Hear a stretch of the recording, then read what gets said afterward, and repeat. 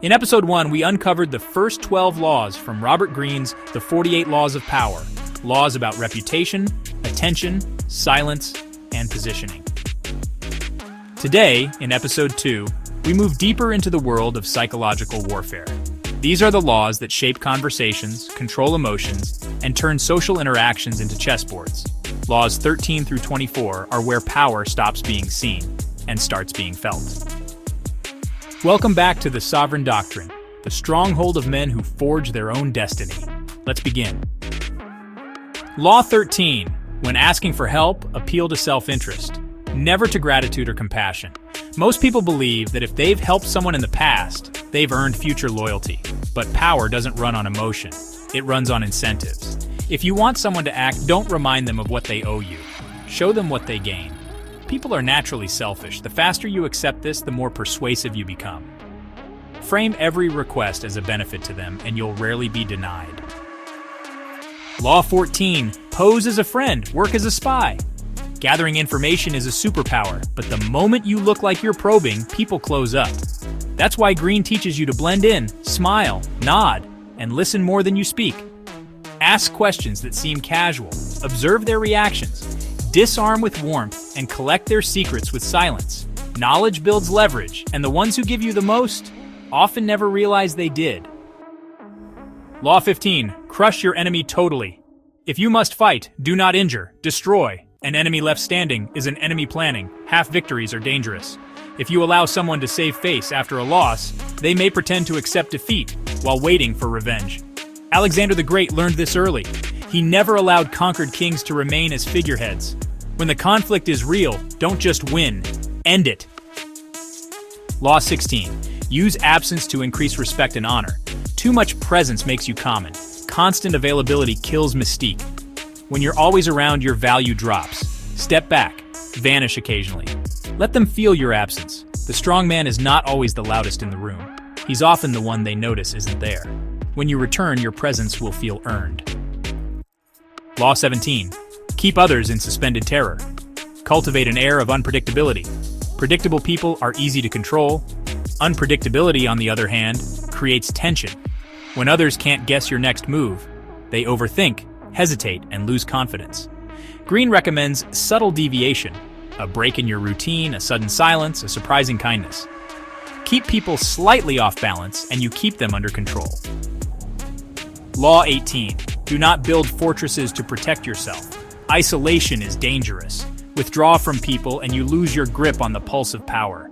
Even kings fall when they surround themselves with yes-men and walls. Stay visible, stay informed, maintain a network of allies, informants, and rivals. Don't hide to feel safe. Engage to stay sharp. Law 19. Know who you're dealing with. Do not offend the wrong person. Not every insult is equal. Some people can brush off a slight. Others will dedicate their lives to revenge. Study their pride, their ego, their temperament. Is this a cobra or a cornered dog? Disrespect the wrong man and you won't see the attack coming.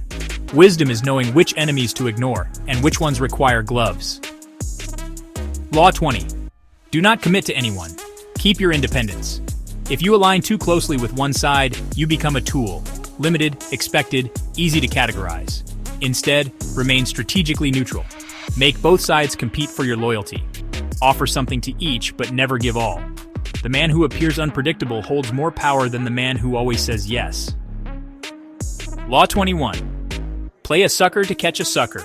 Seem dumber than your mark. People love feeling superior. If you let them think they're smarter than you, their guard drops. They underestimate you. And in that underestimation, they expose their plans, their ambitions, and their weaknesses. Let them gloat while you calculate. Greene calls this strategic stupidity. Act naive to control those who think they're clever. Law 22. Use the surrender tactic. Transform weakness into power. Sometimes the strongest move is retreat. When the odds are stacked against you, don't resist blindly. Surrender, but not in defeat. Surrender to regroup, to observe, to come back stronger. This tactic disarms aggressors, buys time, and gives the illusion of submission. Power isn't just aggression, it's patience in disguise. Law 23. Concentrate your forces. Energy is like light. Scattered, it glows. Focused, it burns. Don't chase 10 goals. Chase one until it breaks.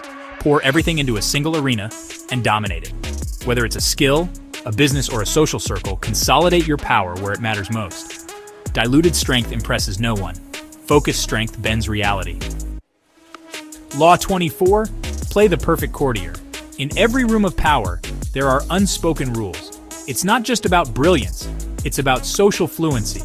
Know when to flatter, when to be silent, when to bow without appearing weak. The courtier influences kings without ever holding a sword. In your career, your relationships, your public life, become fluent in the art of elegance. These 12 laws don't operate in the open. They function quietly, in your conversations, your posture, your alliances, your timing. Understand them, and you'll start to see the hidden game behind every interaction. In episode 3, we turn inward, reinventing your identity, mastering your image, and learning how to control attention, timing, and temptation. Subscribe to the Sovereign Doctrine, where power isn't performed, it's practiced.